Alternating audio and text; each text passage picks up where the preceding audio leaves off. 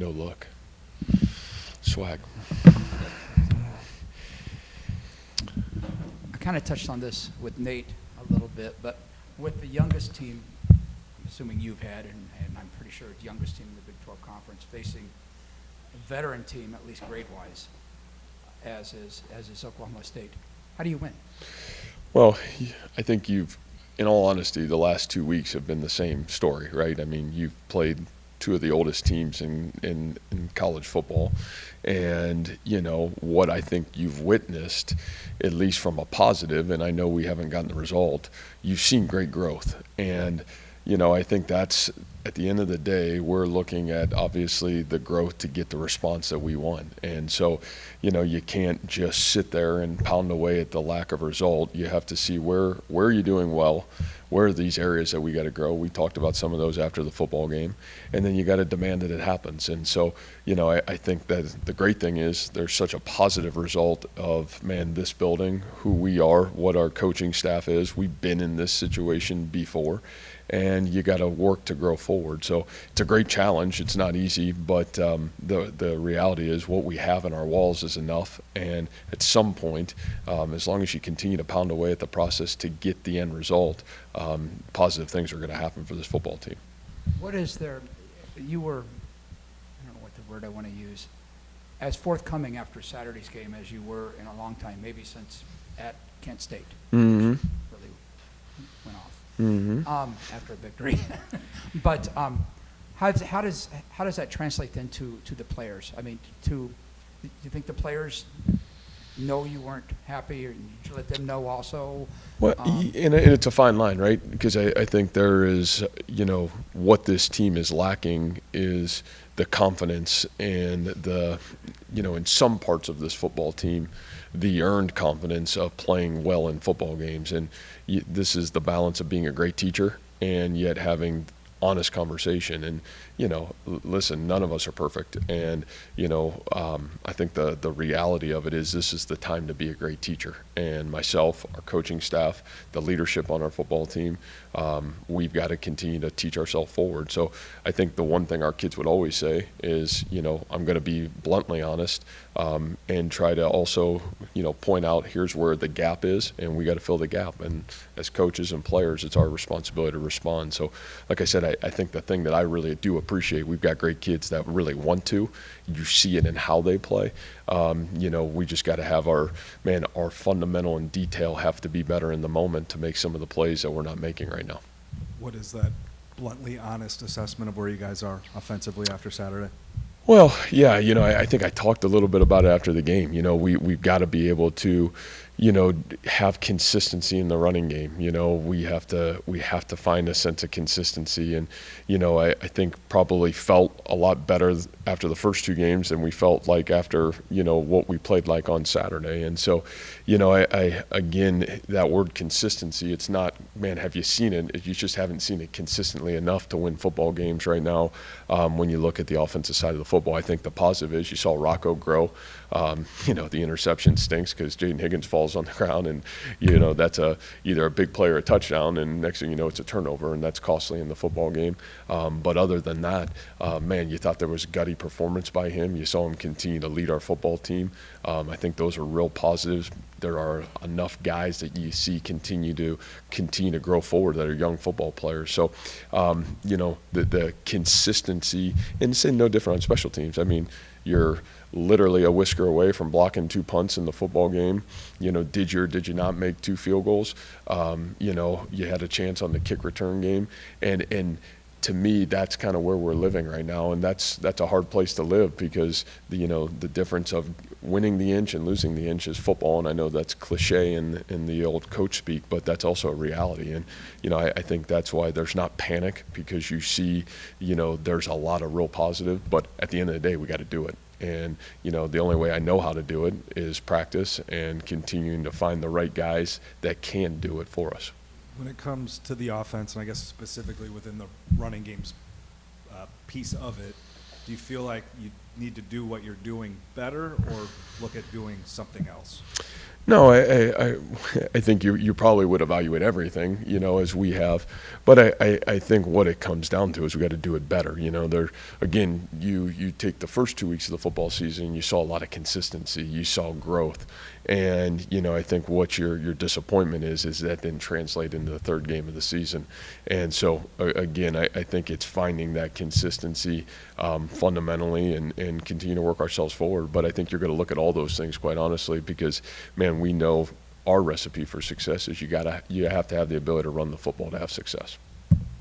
Hey, Coach. Earlier, Coach Gilhaas talked about Rocco getting more pressure on defenses as opposed to being behind the eight ball. What kind of goes into that adjustment and helping him get more pressure?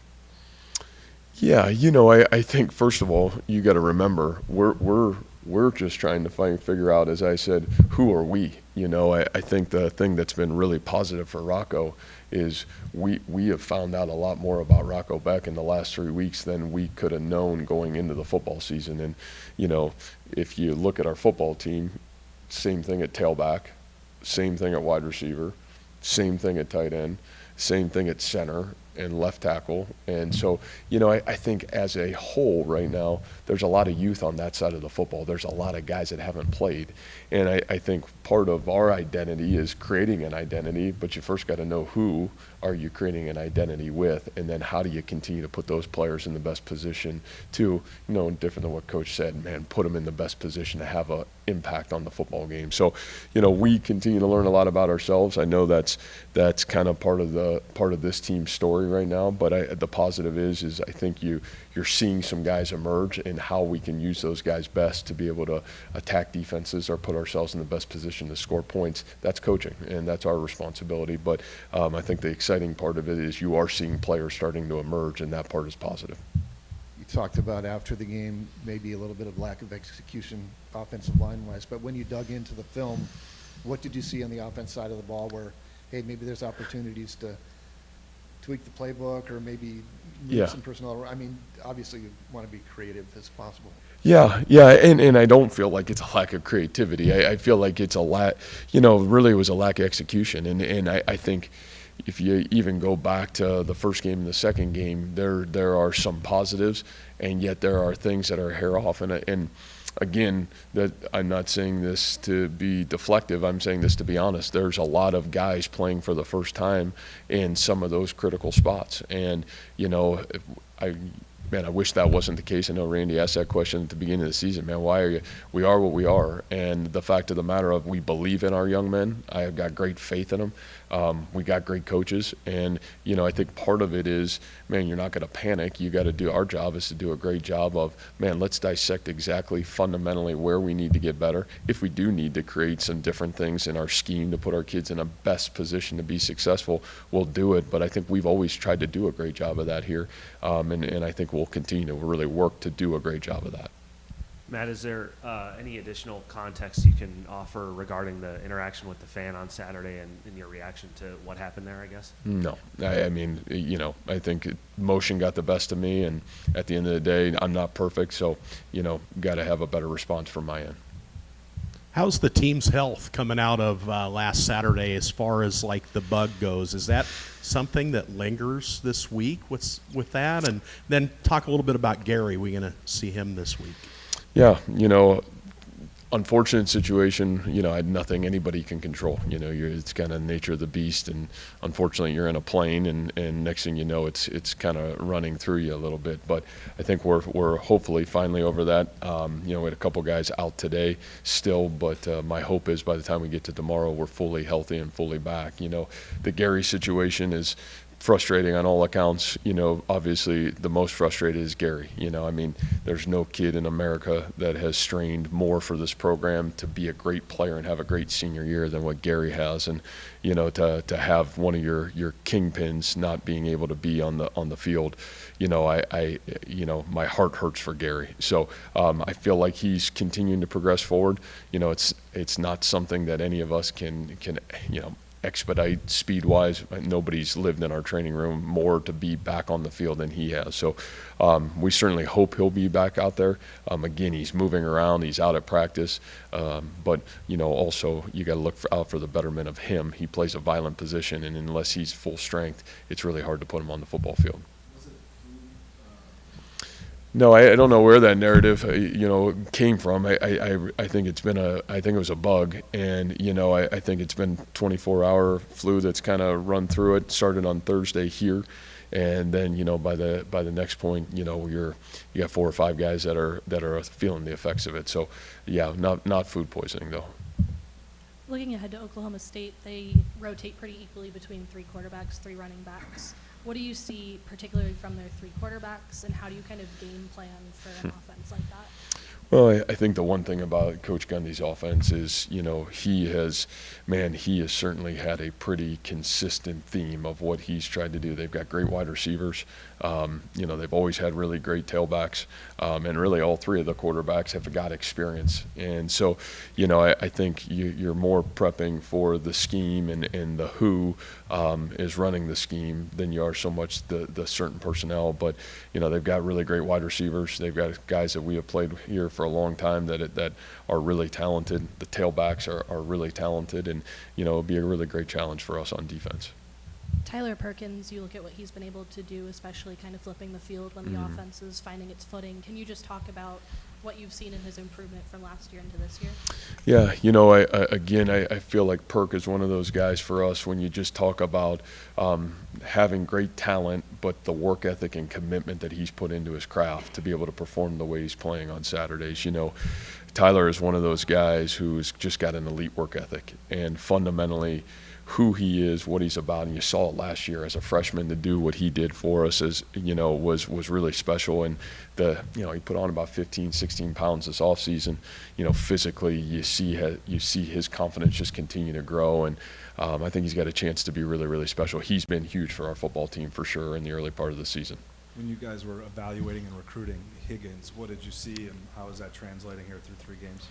Yeah, I think you saw this big target, a guy that really can go and high point the football, a guy that certainly has way better speed than maybe even what we thought in the recruiting process. And you saw a guy that really kind of reminds you a little bit of Akeem in some way, shape, and form. And, I'm really excited about what he's got the ability to continue to grow into, and I think he would tell you there's been some great plays. And, man, I think even for him, the consistency of how great he can be is going to be really exciting to watch that just continue to grow and develop. But, man, you see a guy that loves football. Man, he really competes at it, wants to be great.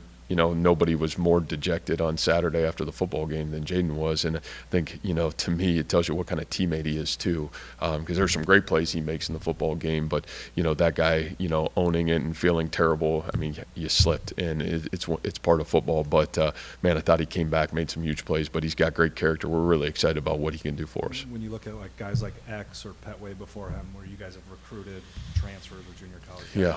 is there anything different about evaluating the older wide receivers and projecting them out versus high school guys? Yeah, I think the one positive sometimes when you're looking at evaluating those guys is you pretty much know what they've got the ability at their full potential to be.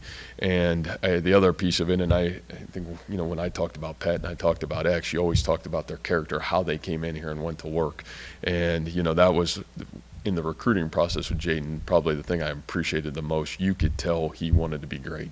And, man, January, February, March, it's late at night, and that guy's the guy that's in here still working at his craft. And that's a little bit where experience and understanding what it takes to be successful and not just relying on God-given ability, those are some of the things that really stuck out to me.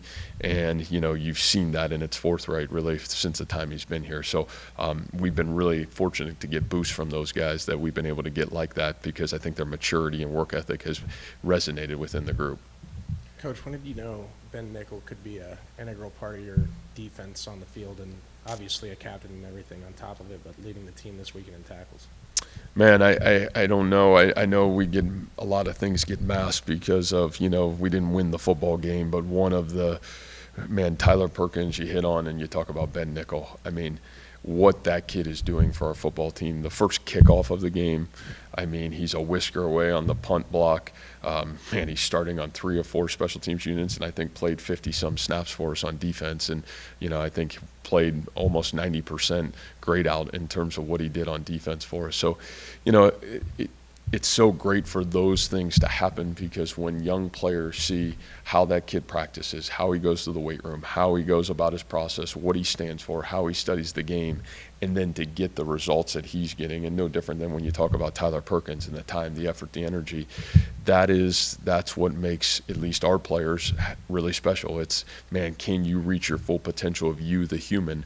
And when you do that, our team is better, and Ben is, man, he's a shining light of it. And I mean, for that guy to get voted captain on our football team, I think it tells you enough about this football team too, is they see his work ethic, and obviously we're getting to see the results of his work ethic right now.